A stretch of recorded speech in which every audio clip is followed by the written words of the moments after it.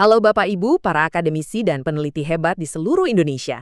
Lagi siap-siap buat proposal riset dan pengabdian masyarakat untuk tahun 2025?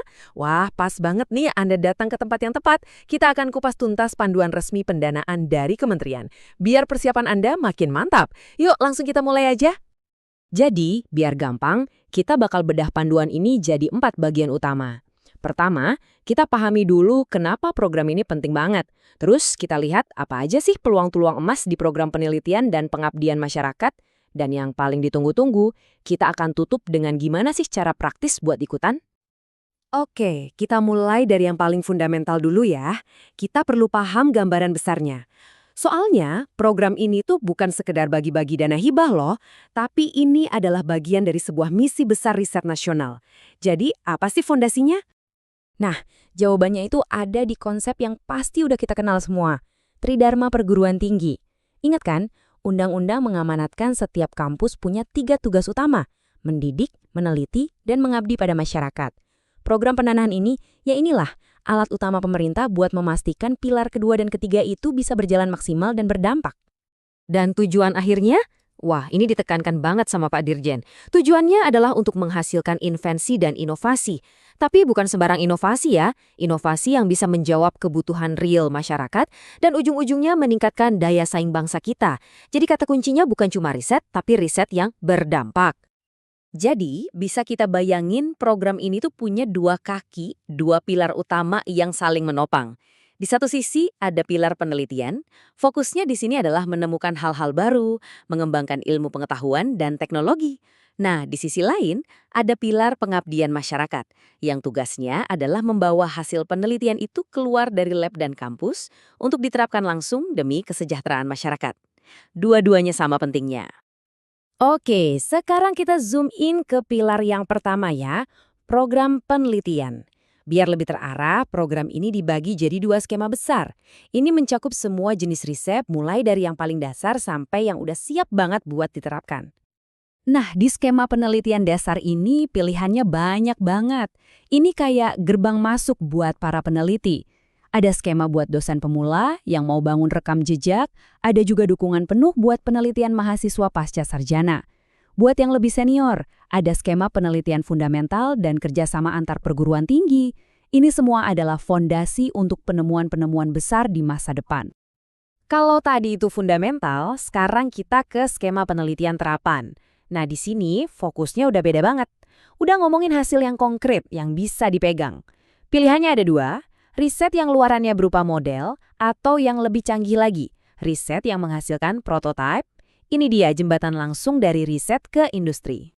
Dan biar kebayang seberapa seriusnya dukungan pemerintah, kita lihat angkanya deh. Untuk skema penelitian terapan yang luarannya prototipe, dana maksimalnya bisa sampai 500 juta rupiah per tahun. Ini sinyal yang kuat banget kalau pemerintah sangat mendukung para peneliti yang bisa mengubah ide brilian jadi produk nyata.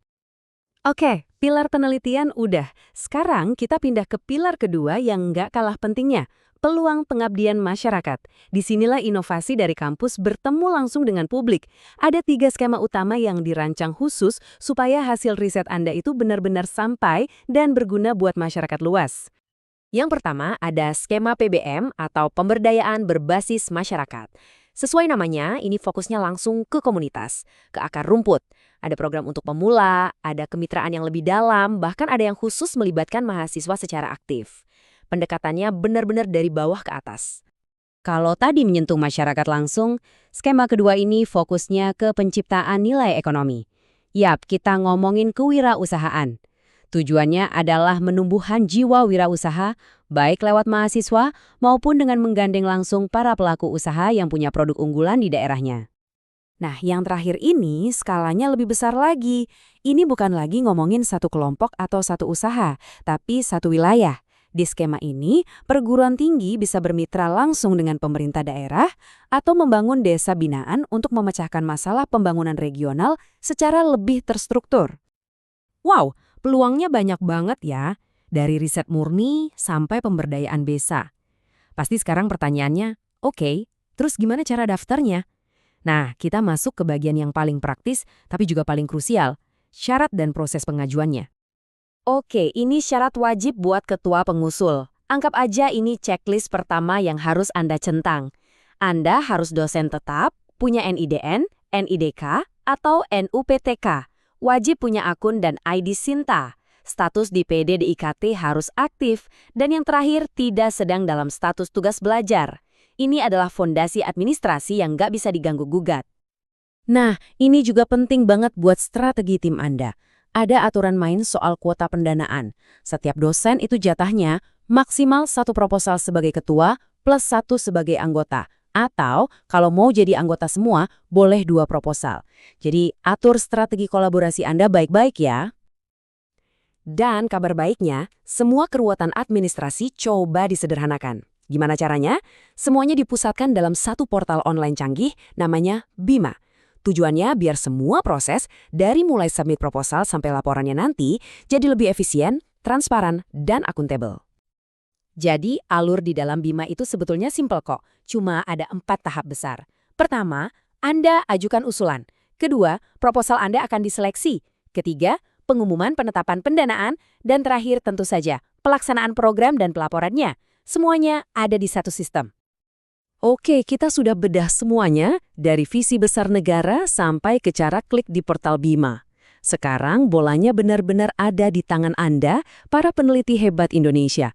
Ini bukan cuma soal dapat dana, tapi ini adalah panggilan untuk berkontribusi. Jadi pertanyaannya sekarang buat Anda, inovasi apa yang akan Anda ciptakan untuk Indonesia?